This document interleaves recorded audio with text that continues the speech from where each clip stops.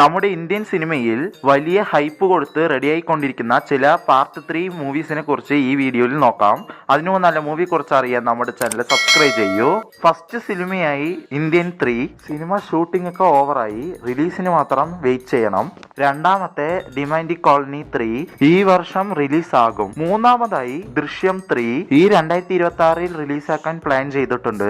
നാലാമതായി ലൂസിഫർ 3 മോഹൻലാൽ ആക്ടിങ്ങിൽ ഈ ലൂസിഫറിന്റെ അവസാനത്തെ പാർട്ട് എന്നും പറയുന്നു. അഞ്ചാമത്തെ KGF 3 യാഷ് ഹീറോയി നടിക്കാൻ പോകുന്ന ഈ സിനിമ ഡെവലപ്മെന്റ് സ്റ്റേജിൽ ഉണ്ട്.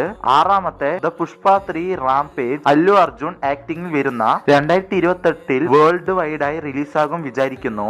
ഏഴാമത്തെ C3 ഹിന്ദിയിൽ സൂപ്പർ ഹിറ്റായ ശ്രീ 2ൽ തുടർന്ന് തേർഡ് പാർട്ടാണ് ഈ സിനിമ.